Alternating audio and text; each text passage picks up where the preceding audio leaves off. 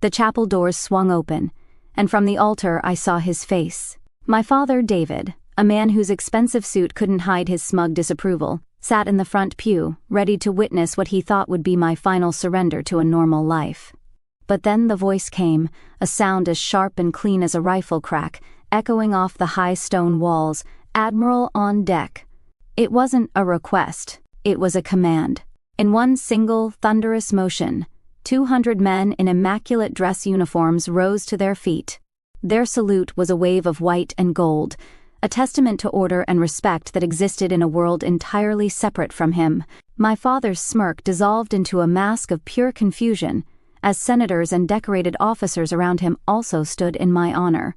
Only my family, my own blood, remained pinned to their seats, frozen in a world they suddenly didn't understand. Just 3 hours earlier, I stood in the bridal suite, staring at that same uniform where a wedding dress should have been. The pristine service dress whites of a 4-star admiral. My phone buzzed, a familiar harbinger of dread. The text was from my father. "I heard a rumor you are planning to wear that ridiculous costume," he'd written. "A uniform? To your own wedding, daughter? How shameful. Don't embarrass us." Each word was a tiny, sharp stone, added to the mountain of them he'd thrown over 20 years. My jaw tightened. The door opened without a knock, and in walked my brother, Leo, the family's undisputed golden child, who wore his easy charisma like a shield against any real responsibility. He saw the uniform and let out a short, derisive laugh. "Seriously, Anya? Dad's going to have a stroke. Couldn't you just be normal for one day? This isn't one of your little club meetings?" He said it with such casual cruelty, such practiced dismissal, that he didn't even notice the man who had just entered the room behind him. It was Fleet Admiral Harrison, the man who would officiate my wedding, and also happened to be the chief of naval operations. Leo, completely oblivious, gestured to him with his chin. "See? Even he thinks it's a bit much." I watched as Admiral Harrison's eyes that had seen men through combat and guided global strategy, turned from warm to ice. He looked from my preening brother to me, and in that silent, professional gaze, a universe of protocol was violated. My brother hadn't just insulted me. He had shown utter contempt for the highest-ranking officer in the United States Navy. Leo just laughed, thinking he'd scored a point for teen normal. He had no idea he'd just dismissed the man who signed off on my last clandestine deployment, the one I wasn't supposed to return from. To understand why my wedding dress was a uniform, and why those 200 men answered to me, you have to understand the 2 lives I fought to keep separate. To understand the chasm between the woman my family saw and the woman I had become, you have to go back 2 years, to a family Christmas dinner. The house was loud, overly decorated in my father's gaudy style, a performance of wealth he insisted on every holiday. My father, David, a retired marketing executive who measured a person's worth by their portfolio, was holding court at the head of the table. And next to him was my mother, Elena, a woman whose entire life's mission was to keep the peace by managing my father's moods, even if it meant sacrificing her own children's happiness on that altar. The centerpiece of their attention, as always, was my brother, Leo. He was pontificating about his recent promotion to a corner office, a story they'd already heard 3 times. He used phrases like navigating market volatility and aggressive Q4 leveraging, and my parents would hang on every meaningless syllable. They saw him as a titan of industry, a brilliant mind shaping the world of finance. I saw the internal ledger in my mind flick through its pages. The down payment they gave him for his condo when I was told money was tight for my officer training program. The European vacation they funded to celebrate his first bonus while I was eating MREs in a desert. After a lull in his performance, I decided to try, just once more. "I was awarded the Defense Distinguished Service Medal last month," I said quietly. My father paused, a fork halfway to his mouth. He patted my arm with a pitying sort of affection. "Oh, another little pin for your collection. That's nice, dear." He then turned back to my brother, his voice booming again. Now, Leo was telling us about his portfolio. And just like that, I was gone. Invisible. To them, I was still Annie the ensign, the nickname they'd given me when I first joined 20 years ago, as if my entire career, the promotions, the deployments, the immense and terrible responsibility, was nothing more than a phase I had yet to outgrow. They had frozen me in time and refused to see the person I'd forged myself into. That person lived in a different world entirely. A world that was silent, cold, and deadly serious. 3 months after that Christmas dinner, I was half a world away, standing in a skiff, a sensitive compartmented information facility, at Coronado. The only sounds were the low hum of servers and the quiet, controlled breathing of the men around me. As commander of Naval Special Warfare Command, I was the final authority on Operation Silent Trident, a time-sensitive hostage rescue mission unfolding in real time on the screens in front of me. The air was thick enough to choke on. The commander of SEAL Team 6 was on the encrypted line, his voice calm but strained. They were pinned down. He was requesting permission to execute an Alpha Protocol maneuver, a high-risk, last-resort action that could either save everyone or get his whole team killed. Every subordinate in that room, all hardened captains and commanders with decades of combat experience, turned their eyes to me. There was no discussion, no debate. There was only the weight of my decision. My heart was pounding, but my voice was steady. "Execute Alpha," I said into the comms. "Send the sit rep the second they are clear. I'm taking full responsibility for this course of action." The SEAL commander's only reply was a crisp, "Roger that, Valkyrie." In that room, my call sign wasn't a nickname. It was a mantle of authority. It was a promise that I would own the consequences, no matter how catastrophic. The respect they showed me wasn't given because of my name or my family. It was earned in shadows and silence, sealed by decisions that carried the weight of life and death. I remember calling my mother a few days after that disastrous Christmas dinner. I tried to explain how Dad's comment had felt, how it was more than just a thoughtless remark. Elena sighed, the sound of a lifetime of practiced placation. "Anya, darling, you know how your father is. He's from a different time. He just wants to see you settled." Settled. That was the word she used, as if my life was a chaotic storm that needed to be calmed. As if the command of thousands of elite warriors was somehow less stable than Leo's corner office. She wasn't finished. And Leo's life is so much more straightforward. It's a lot of pressure. He needs our encouragement. He needs it more. The words hung there in the silence between us. I saw the truth then, with blinding clarity. In my family's emotional economy, there was a finite amount of approval to go around, and Leo's needs would always outweigh my accomplishments.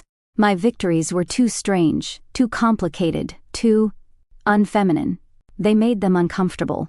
So, for their comfort, my life's work had to be diminished to a hobby, my medals to trinkets, and my rank to a silly nickname. For 20 years, I had accepted the terms. In their world, I was Annie the Ensign. In my world, I was Valkyrie. I kept them separate to protect them. But after that text message, I realized I wasn't protecting them. I was enabling them. So I decided I would finally merge my worlds by my rules on my field of battle. After my brother walked out of the room, leaving the echo of his disrespect hanging in the air, something inside me shifted. The familiar, dull ache of being dismissed was still there, but it was quickly being replaced by something else. Something cold, sharp, and intensely focused. For years I had tried to fight them on their terms, with emotions and words, hoping they would finally see me. It was a battle I could never win. So, I decided to stop fighting. Instead, I would give a formal lesson. My wedding would no longer be a family event. It would be a demonstration, a correction of the record, held in a venue where my authority was absolute. My family only respects what they can see. Obvious, undeniable displays of hierarchy and power. So, I would give them one. I sat down, not with a wedding planner but with my datapad, and pulled up the U.S. Navy regulations. The words on the screen were my native language, the architecture of the world where I truly lived. I scrolled through the articles on honors and ceremonies, on the courtesies due to a flag officer, on the seating of an official party. This was my area of expertise, and I began to draft a plan not of seating charts, but of operational maneuvers. It was a quiet, methodical strategy. The first step was a call to my aide, Command Master Chief Evans, a man who could orchestrate a fleet movement with a single phone call and the calmest demeanor I'd ever known. "Master Chief," I said, my voice even, "I need you to ensure the ushers for my ceremony have the official party list. That includes my direct reports and the entire active duty SEAL contingent. They are to be seated in the forward pews, as is customary." He simply replied, "Consider it done, Admiral." Next, I met with the 2 SEALs who would serve as my ceremonial honor guard. My instructions were simple. They were to follow military procedure to the letter, no civilian flourishes. They nodded, their eyes showing perfect comprehension. My final move was a call to Fleet Admiral Harrison's aide. I conveyed my sincere apologies for my brother's stunning lack of situational awareness. But the call had a dual purpose. It was also a confirmation. I asked his aide to please confirm that the Fleet Admiral would be officiating in his official capacity, while wearing his full-service dress uniform. This was the final piece of the puzzle. It wasn't just my authority they would witness, it would be legitimized by the presence of the most powerful man in the entire Navy. The trap was set. My family thought they were judging my choice of wedding dress. They had no idea they were about to be subjected to a formal inspection of military courtesy, and they were catastrophically out of uniform. The Naval Academy Chapel is a place built for reverence. Sunlight, fractured by stained glass windows depicting great naval battles of the past, painted the stone floor in strokes of deep blue and crimson. It was a world my family couldn't understand, but one they had entered with their usual swagger. From the antechamber where I waited, I could picture them perfectly. My father, David, and mother, Elena, moving with the unearned confidence of people who believed their wealth made them royalty in any room. And my brother, Leo, leaning over to whisper in my father's ear, his voice dripping with the casual condescension that was his birthright. "Must be for the old guy officiating," I could almost hear him say. "Annie probably gets a discount." They would have taken their seats in the front pew, the one marked Family of the Bride, feeling it was their due. They would have scanned the sea of dress uniforms, the rows upon rows of my friends, my colleagues, my subordinates, and felt a smug sense of superiority in their designer clothes. To them, a uniform was a costume for the working class, not a symbol of a sacred vow. They were observers at a quaint ceremony, entirely unprepared for the fact that they were actually the subjects of a formal review. The first hint that something was wrong would have been the music. As Fleet Admiral Harrison took his place at the altar, they would have watched, unimpressed. But then the processional began. It didn't start with flower girls or bridesmaids. It started with 2 imposing figures, 2 of my best SEALs in immaculate dress uniforms, marching with unnerving precision from a side entrance to the main doors. They moved as one, their heels striking the stone in perfect unison, a sound that cut through the organ music. They took up positions, framing the entrance like statues. I could imagine my father shifting in his seat, the smugness on his face tightening into a knot of discomfort. This was more formal than he had been led to believe. This rigid discipline was something his money couldn't purchase, and his influence couldn't command. This was a different kind of power. Then, the music swelled. The heavy oak doors swung inward, and I stepped into the light. For a heartbeat, there was nothing but silence, a collective intake of breath. I wasn't a bride in lace and silk. I was a vision in stark, powerful white. The service dress uniform of a United States admiral. On my shoulders, the 4 silver stars seemed to gather all the light in the room, holding it in their sharp, perfect points. The silence stretched for another second, a moment of pure, suspended reality.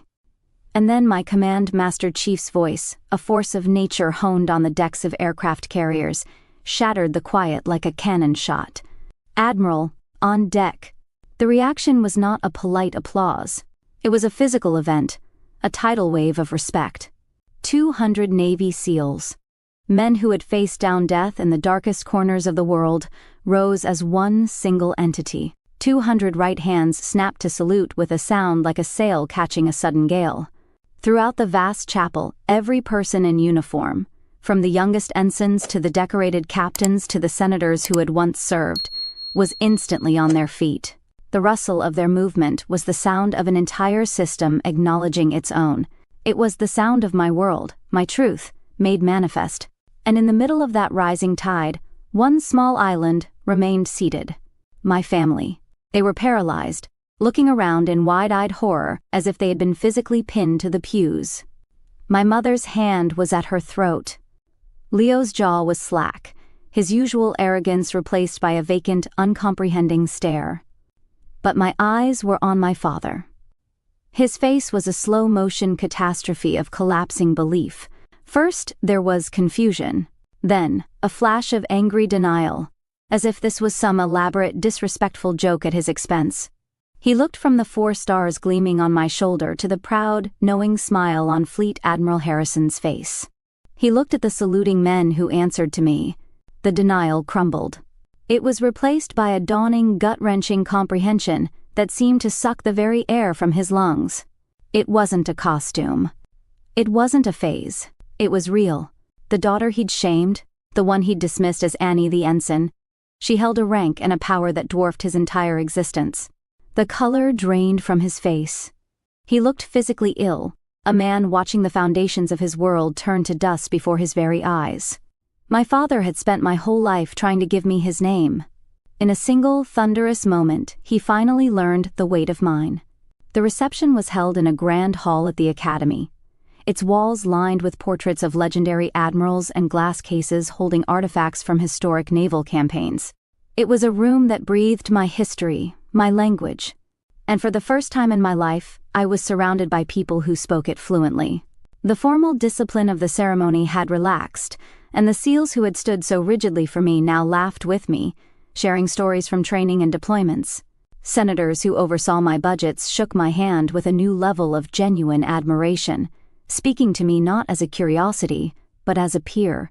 My biological family stood in a corner, a small, isolated island of expensive civilian clothes in a sea of decorated white uniforms. They were invisible. No one spoke to them, not out of cruelty, but because they simply didn't belong. They were ghosts in a world that was vibrantly, powerfully alive without them. Fleet Admiral Harrison, my husband, and I were standing together when he tapped his glass for a toast. He didn't raise it to Anya. He raised it to Admiral Sharma. He spoke of leadership and sacrifice. He mentioned Operation Silent Trident in sanitized yet powerful terms, speaking of lives saved by a commander who made a hard call under impossible pressure. He spoke of my real life, my real accomplishments, and the people in that room understood every word. Across the hall, I saw my father watch the toast, his face a pale, empty mask. A little while later, I saw them slip out a side door, my father, my mother, and my brother, without a word of congratulations, without a goodbye. They didn't storm out in anger. They just faded away, erased by a reality they had refused to acknowledge for 20 years. 3 years later, I was standing on the observation deck of my new office. The view wasn't of a naval base, but of the Potomac, with the monuments of Washington, D.C. laid out before me. My office was in the Pentagon. I had been promoted again. I was now the Vice Chief of Naval Operations. My husband, now a Rear Admiral himself, came and stood beside me, his hand resting on my shoulder. We didn't have to explain our days to one another. We didn't have to translate the weight we carried. Our love was built on the solid bedrock of mutual respect and a shared understanding of the silent burdens of command, a foundation my family's shallow praise could never have provided. That evening, our home was filled with a low murmur of easy conversation. It was a small gathering. Fleet Admiral Harrison, now retired but as sharp as ever, was telling a story that had my husband and a few of the SEALs from our wedding, now senior leaders themselves, laughing. It was the dark gallows humor that soldiers share, a language that insulates you from the things you've seen. There were no pretenses here, no performances. This was my tribe. This was the family I had built, forged not by blood, but by shared trust and sacrifice. This was home. My phone buzzed on the counter. I picked it up. It was an email. The subject line was simply my first name, Anya. My finger hovered over it for a second, a ghost of an old reflex. It was from my father. I opened it. The message was short, only 2 sentences. "We are watching the hearing on C-SPAN. Your mother is very proud." There was no apology for the wedding, no acknowledgement of his decades of dismissal. There was nothing but a weak, transparent attempt to claim a piece of my success, to imply that he was still a part of my world. 5 years ago, a message like that would have sent me spiraling. It would have torn open old wounds. But now, I felt nothing. It wasn't anger. It wasn't forgiveness. It was a quiet, calm detachment. The emotional hook he'd had in me for so long had finally dissolved. The debt had been paid, the ledger was closed, and I had simply stopped keeping score. I didn't delete the email. I just archived it, filing it away like a declassified historical document from a war that was long over. It was an artifact from a past life, and it no longer had any power over me. I put the phone down, turned back to the sound of laughter in the room, and smiled. My father believed a legacy was something you pass down. I learned a true legacy is something you earn in silence, and have acknowledged by the salute of honorable men. If you've ever had to build your own family based on respect, not obligation, share your story below. In this community, your uniform is always seen.